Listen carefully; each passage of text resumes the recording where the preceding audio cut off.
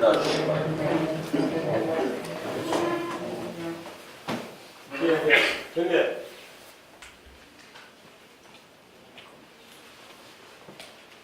바로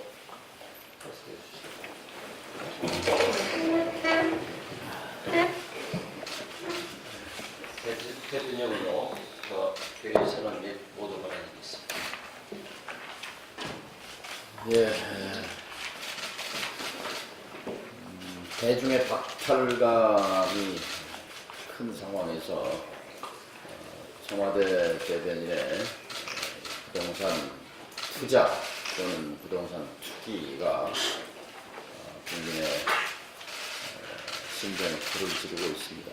그런데 근본적으로는 우리 국토에 관한 이 정부의 철학, 부동산에 관한 철학이 문제라고 생각합니다. 대한민국 국토는 10만 평방킬로미터 300억 평입니다. 대한민국 땅을 평으로 환산하면 300억 평이에요. 10만 평방킬로미터.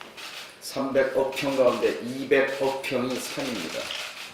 이면 나머지 100억 평 가운데 농지가 60억 평입니다. 나머지 40억 평 남죠? 40억 평 가운데 대지, 사람이 사는 대지가 10억 평입니다. 4%입니다. 나머지 투자 또는 투기 대상이 30억 평 나대지입니다. 이 나대지의 30억 평 가운데 18억 평을 30대 재벌 대기업이 갖고 있습니다. 이게 대한민국의 일자리 문제의 핵심입니다. 지난 10년 동안 30대 재벌 기업이 2007년도에 8억 평 있던 땅을 10년 사이에 18억 평으로 늘렸어요. 나대지 30억 평 가운데 8억 평 갖고 있던 걸 18억 평으로 늘렸어요. 자, 재벌 대기업의 고용 비중이 선진국에 비해 절반도 안 됩니다. 대기업에 일자리가 없습니다. 근데 대기업이 일자리를 하려면 투자를 해야죠, 투자. 근데 투자 대신 투기를 합니다. 청와대부터 시작해서 재벌 등등 힘 갖고 돈 있는 사람들이 전부 투기 또는 투기로 몰리니 재벌 투자 없이 재벌 일자리가 안 늘어나잖아요. 그 증거가 있습니다. 5대 재벌, 삼성, 현대, LG, SK, 5대가 뭐죠? 삼성, 현대, LG, SK. 다섯 번째가 5대 재벌. 2007년도에 계열사가 230개, 2017년도에 계열사가 350개로 늘었습니다. 120개 늘었는데 대부분 부동산 관리 회사입니다. 부동산 투자 회사입니다. 부동산 운용 회사입니다. 8억 평을 18억 평으로 늘리면서 재벌 대기업이 지난 10년 동안 집중한 것은 나대지 사들이는 거였습니다. 이것이 대한민국 일자리가 없고 투자가 부진하고 2월 지금 생산이 1.9% 줄었다고 오늘 대사 특필됐는데요. 생산만 줄은 게 아니라 소비도 줄고 투자도 줄고 트리플 슈락. 근본을 손대야 합니다. 이 정부는 역대 다른 정부와 다른 정부잖아요. 현직 대통령을 끌어내리고 세운 촛불 정부라고 스스로 말하는데 촛불 정부가 현재 무슨 개혁을 했습니까? 재벌 개혁을 했습니까? 재벌의 비업무용 토지에 대한 중과세 개혁을 했습니까? 부동산 개혁을 했습니까? 그러니 국민이 분노하는 겁니다. 근본 원인을 직시하기 바랍니다. 선거제 개혁 표류하고 있습니다. 문 대통령 왜 한마디도 안 하시는 겁니까? 공수처 그냥 이대로 말 겁니까? 홍콩과 싱가포르는 수사권만 갖고 있는 공수처 가지고 홍콩을 깨끗하게 만들고 싱가포르를 청년국가로 만들었습니다. 공수처도 기소권, 수사권 다 가지면 괴물이 될 수 있습니다. 기소권 분리하고 참여정부 때 노무현 대통령이 주장했던 것처럼 공수처가 수사해서 검찰에 기소하라고 넘겼을 때 검찰이 불기소하면 법원에 재정 신청해서 법원에 판단을 받을 수 있게 하는 것이 정답입니다. 청와대가 결심하면 문재인 대통령이 결심하면 당장이라도 공수처 문제 풀리고 선거제 개혁 신속 처리 안건 지정 가능합니다. 대통령이 할 일은 이런 일이라고 생각합니다. 청와대 대변인 저는 책임지고 오늘은 그 주 정리해야 한다고 생각합니다. 그리고 국민이 요구한 재벌 개혁, 왜 일자리가 대란이고 왜 취직 안 되고 왜 장사 안 되는지 그 근본 개혁 정부로서의 초심, 개혁 정부의 정체성을 분명히 하시기 바랍니다. 이상입니다. 네, 이어서 장병호 원내대표님의 발언이 있겠습니다. 네, 장관 후보자 7명의 인사청문회가 모두 끝났지만 청문 보고서를 채택하는 곳이 한 군데도 없습니다. 역대 유례를 찾아보기 힘든 일이고 이번 인사는 얼마나 부실했는지를 단적으로 보여주는 상황입니다. 국회가 국무위원에 대한 인사청문을 하는 것은 국민의 대표인 국회 의견을 반영하라는 것입니다. 임명권자인 대통령이 국회의 문제제기를 무조건적인 정쟁으로 치부하고 무시해서는 안 될 것입니다. 여당 역시 마찬가지입니다. 일부 후보자의 경우 모든 야당이 부적격 의견을 제시하고 있는데 여당만 적격이라고 하는 것은 국민의 뜻을 무시하는 것입니다. 여당도 국민 눈높이에서 부적합한 후보자는 부적격 청문 보고서를 채택하는 데 적극 나서야 하겠습니다. 어제 통일청이 끔찍한 시나리오를 발표했습니다. 우리나라 인구가 내년부터 줄기 시작하고 약 한 40년 후에는 전 세계에서 가장 노령 국가가 된다는 시나리오입니다. 참 약간의 가정도 있습니다만 현실화될 경우에 국가의 존립을 걱정해야 할 심각한 상황입니다. 앞에 출산율이 일이 무너진 상황에서 올해 첫 달도 출생 및 혼인 건수가 역대 최대치를 경신했습니다. 경제의 어려움과 청년층의 고용 부진으로 당분간 회복을 기대하기도 어려운 실정입니다. 단편적인 저출산 대책으로는 안 되고 교육, 주택, 고용 등 모든 정책 추진의 최우선에 출산과 교육, 일가정 양육 등 저출산 문제 해결에 두어야 한다고 주장을 합니다. 이상입니다. 이어서 다음 상임 국무위이신 정대철 국무위원의 발언이 있겠습니다. 한국 외교에 대해서 한 말씀 좀 드리고자 합니다. 한국 전체 외교가 서툴거나 이념적으로 너무 좀 편파적인 것이 아닌 건가.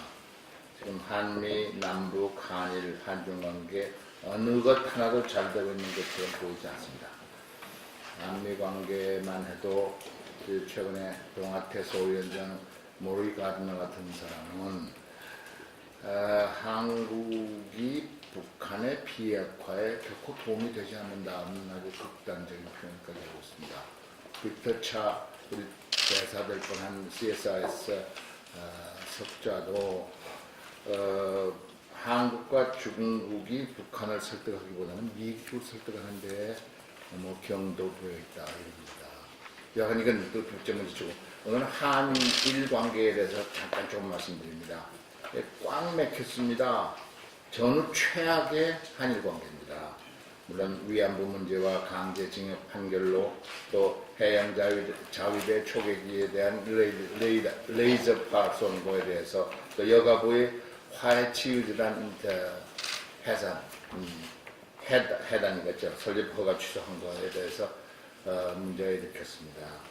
지금 일본과 국제사회에서의 한일의 반응은 우리가 굉장히 기울고 있습니다. 우리가 대단히 못 미칩니다. 일본 자신이 과거 청소년 1965년 한일 회담으로 다 끝난 건데 한국 정부가 왜 이렇게 나섰냐 그러고 미국과 국제사회의 대체적인 여론이 외교적인 합의를 한국 정부가 내지는 한국 전체가 일방적으로 깨고 있다는 인식입니다. 재협상 과정이나 ICJ에 제소하는 과정이나 중재위원회 걸 보고 우리가 지금 외교 여론전에서 상당히 밀리고 있다라고 보여집니다. 그러나 근본적으로는 양국 과거사 문제에 있어서는 일본이 근원적인 책임이 있다는 데는 우리 다 긍정합니다. 그러나 이렇게 놔둬서는 안 됩니다. 한국, 일본이 이를 빨리 치유해야 된다. 특별히 한국의 입장에서 빨리 치유되고 역사를 발전시켜야 할 의무가 있는 것이, 아니 필요성이 있는 것이 북한의 핵 미사일 문제 위협에 대한 한미일 공동 대처를 위해서도 한일 관계가 빨리 좀 열려야 됩니다. 경제 교류도 마찬가지입니다. 한국 정부가 유연하고 대국적인 전략을 세워서 나가야 된다. 특별히 일본의 스가 관방장관 같은 사람들은 진양합니다. 그래서 제가 최근에 이낙연 총리를 만나서 거기에 2인자입니다.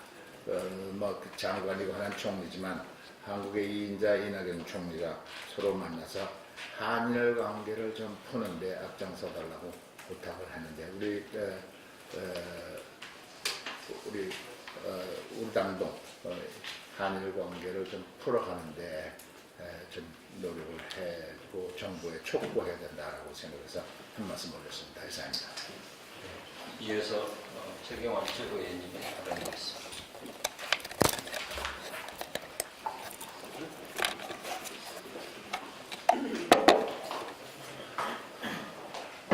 김무기현 청와대 대변인에 대해서 한마디 하겠습니다. 저도 3년 반 동안 김대중 정부에서 청와대에 근무해봤습니다만은 청와대 관저를 청와대 최고의 공직 대변인이 대변인이 그게 들어가서 이용했다는 것을 처음 듣습니다. 그곳은 대통령을 24시간 보좌해야 하는 분들, 경호실, 의무실, 그다음에 부속실 이런 직원들이 하급 직원들이 근무하는 곳입니다. 그런 곳을 대변인이 들어가서 앉아 있고 살면서 거주하면서 그 돈 있던 집을 사학을 빼내가지고 이렇게 투기를 했다는 도저히 상상이 가지 않습니다. 정말 내로남불의 끝판왕입니다. 도덕성, 문재인 정부의 도덕성의 파탄선언입니다. 실망이 대단히 큽니다. 분노가 큽니다. 정동영 대표 말씀하신 대로 오늘 당장 사퇴하고 대통령께서도 이 민심을 수습해야 된다고 생각합니다. 두 얼굴 가진 야누스 김의겸 대변인 사퇴하십시오. 네, 이상으로 모두 발언을 마치고 비공개 회의를